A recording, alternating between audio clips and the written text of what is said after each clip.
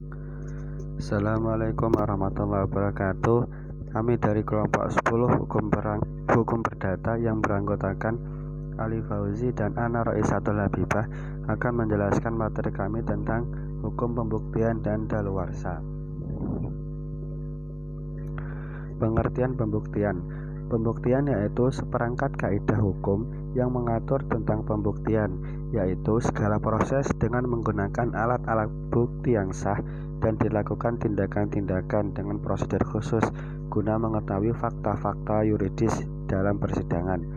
Kemudian sistem yang dianut dalam pembuktian, syarat-syarat dan tata cara mengajukan bukti ke pengadilan, serta kewenangan hakim untuk menerima atau menolak dan menilai suatu pembuktian. Macam-macam alat pembuktian. Yang pertama yaitu bukti tertulis, yaitu suatu bukti yang diberikan secara tulisan, baik berupa surat maupun akta. Yang kedua, bukti saksi, yaitu orang yang memberikan keterangan atau kesaksiannya di depan persidangan mengenai apa yang mereka ketahui, lihat sendiri, dengan sendiri atau alami sendiri, yang dengan kesaksian itu akan menjadi jelas suatu perkara. Yang ketiga yaitu persangkaan. Persangkaan yaitu kesimpulan yang oleh undang-undang atau oleh hakim ditarik dari suatu peristiwa yang diketahui umum. Kemudian pengakuan. Pengakuan yaitu keterangan sepihak dari salah satu pihak dalam suatu perkara, di mana ia mengakui apa-apa yang dikemukakan oleh pihak lawan. Kemudian sumpah. Sumpah yaitu alat bukti sebagai suatu keterangan atau pernyataan yang dikuatkan sebagai daya pendorong bagi yang bersumpah untuk menerangkan yang sebenarnya. Syarat-syarat alat pembuktian dalam hukum acara perdata. Yang pertama yaitu pembuktian hukum dengan lisan. Syarat akta otentik yaitu dibuat oleh atau di hadapan pejabat umum, dibuat dalam bentuk yang ditentukan oleh undang-undang, dibuat oleh pejabat umum. Kemudian syarat akta di bawah tangan, bentuknya tidak formal, dibuat dan ditandai dengan para pihak, mempunyai kekuatan pembuktian yang sempurna. Apabila disangkal, yang mengajukan akta tersebut sebagai bukti harus membuktikan kebenarannya. Kemudian pembuktian dengan kesaksian. Ya, syarat formilnya yaitu saksi tersebut tidak dilarang sebagai saksi. Saksi menerangkan sesuai ketentuan, saksi mengucapkan sumpah, saksi diperiksa satu persatu.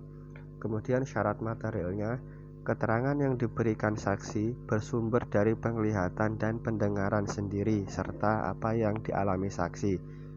Kemudian pendapat kesimpulan saksi bukan merupakan kesaksian. Keterangan antara satu saksi dengan saksi lainnya saling berkesesuaian, minimal dari 2 orang saksi. Kemudian yang ketiga yaitu pembuktian dengan persangkaan. Suatu persangkaan saja tidak cukup, paling tidak harus ada 2 persangkaan agar terpenuhi batas minimal pembuktian. Jika yang ada hanya persangkaan hakim saja, maka nilai pembuktiannya baru mempunyai pembuktian permulaan, sehingga harus didukung oleh alat bukti yang lain. Kemudian antara fakta yang satu dengan fakta yang lain harus saling berkesesuaian. Kemudian hakim tidak boleh memperhitungkan persangkaan yang bersumber dari fakta-fakta yang saling berlawanan. Kemudian yang 4, pembuktian dengan pengakuan. Syarat formil pengakuan, yaitu pengakuan disampaikan dalam proses pemeriksaan sidang. Pengakuan diberikan oleh pihak material atau kuasanya.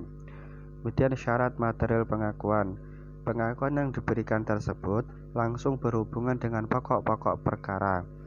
Pengakuan tidak merupakan kebohongan atau kepalsuan yang nyata dan terang.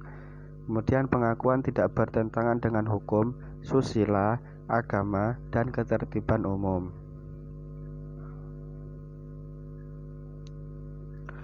Kemudian yang kelima yaitu pembuktian dengan sumpah. Sumpah dapat dijadikan sebagai alat bukti apabila para pihak tidak dapat mengajukan alat bukti lain. Kemudian batas minimal sumpah sebagai alat bukti cukup 1 kali bersumpah dengan nilai pembuktiannya yang sempurna, yaitu mengikat dan menentu sifatnya.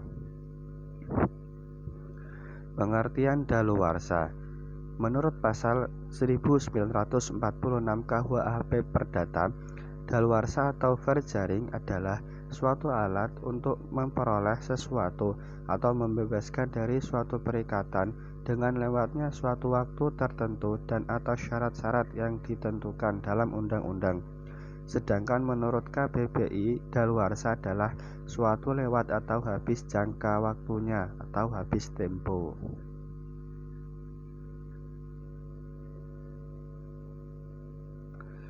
Sekian presentasi dari kami, kurang lebihnya mohon maaf.